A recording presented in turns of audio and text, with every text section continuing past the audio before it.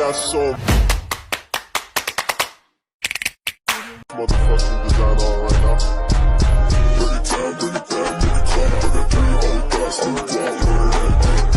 Assalamualaikum warahmatullahi wabarakatuh.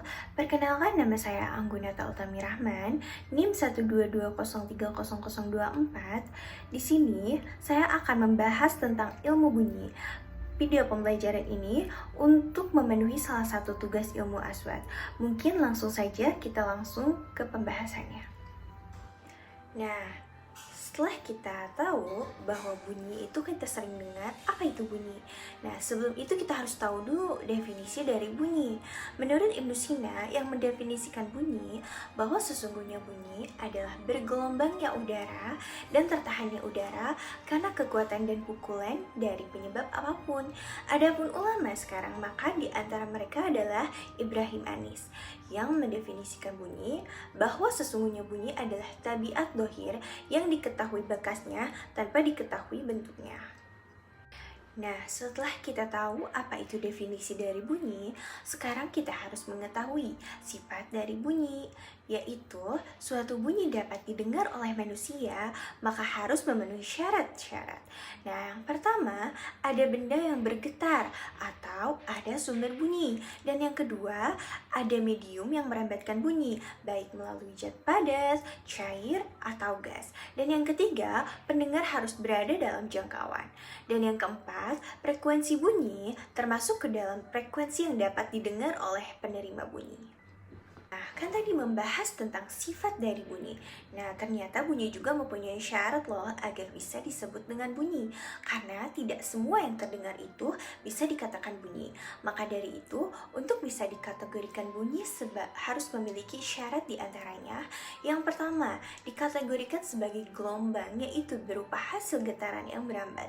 Yang kedua, membutuhkan medium dalam perambatannya, tidak dapat merambat dalam ruang yang hampa. Yang ketiga, cepat lambatnya dipengaruhi oleh medium perambatannya. Semakin padat rapat mediumnya, maka semakin cepat perambatan bunyi.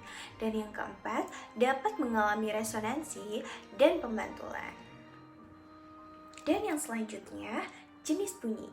Cepat rambat bunyi adalah kecepatan perambatan gelombang bunyi yang didapatkan dari hasil bagi jarak yang ditempuh dengan waktu tempuh bunyi tersebut. Ada dua hal yang utama yang mempengaruhi cepat rambat bunyi. Yang pertama, kerapatan partikel medium perambatannya. Semakin rapat susunan medium tersebut, maka akan semakin cepat bunyi merambat. Artinya, perambatan bunyi pada zat padat lebih cepat dibandingkan pada zat cair. Yang kedua, suhu medium perambatannya. Semakin tinggi suhu medium perambatannya, maka akan semakin cepat bunyi merambat. Demikian pula sebaliknya. Nah, yang selanjutnya adalah macam-macam bunyi. Bunyi juga punya macam-macam loh, dikategorikan jenis bunyi berdasarkan frekuensinya. Yang pertama, bunyi ultrasonik. Bunyi ultrasonik ini adalah bunyi yang frekuensinya di atas 20.000 Hz. Nah, bunyi ini tidak dapat didengar oleh manusia dan hanya bisa didengar oleh beberapa hewan tertentu, seperti kelelawar dan lumba-lumba. Bunyi ini sering dimanfaatkan oleh manusia untuk berbagai hal. Contohnya, seperti pengukuran kedalaman laut dan pemeriksaan USG pada bidang kesehatan. Dan yang kedua adalah bunyi audiosonik. Bunyi audiosonik ini bunyi yang frekuensinya antara 20 sampai 20.000 Hz. Nah, bunyi audiosonik merupakan bunyi yang dapat didengar oleh manusia dan banyak makhluk hidup lainnya. Dan yang ketiga adalah bunyi infrasonik. Nah, bunyi infrasonik ini bunyi yang frekuensinya di bawah 20 Hz. Nah, bunyi ini tidak dapat didengar oleh manusia. Beberapa hewan yang mempunyai kemampuan untuk mendengarkan bunyi ini antara lain seperti anjing, laba-laba, dan jangkrik. Nah, setelah tadi kita membahas tentang macam-macam bunyi, selanjutnya bagaimana sih proses terjadinya bunyi? Nah, berikut penjelasannya. Bunyi tidak datang dari kosong. Pastinya bunyi akan terjadi beserta adanya penyebab. Ada 3 penyebab loh yang sempurna terjadinya bunyi. Di antaranya, yang pertama harus ada sumber daya atau sumber energi. Yang kedua, benda yang bergetar. Dan yang ketiga adalah resonansi ruang. Adapun sumber energi yang berperan dalam kekuatan gerakan ketukan yang menyebabkan gerakan sesuatu dan getarannya. Benda yang bergetar seperti sesuatu yang bergetar karena adanya gerakan atau pukulan yang menyebar atau terbawa.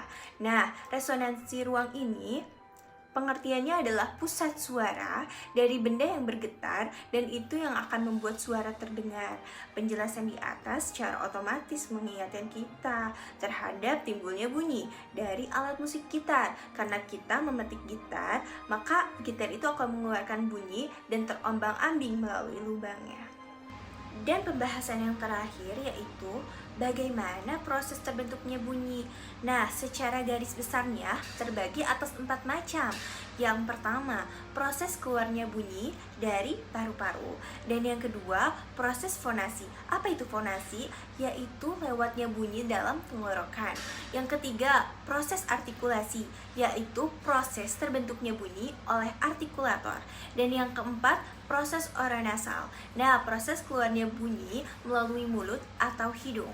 Cukup sekian video pembelajaran dari saya. Semoga bermanfaat bagi kalian yang sudah menontonnya. Assalamualaikum warahmatullahi wabarakatuh.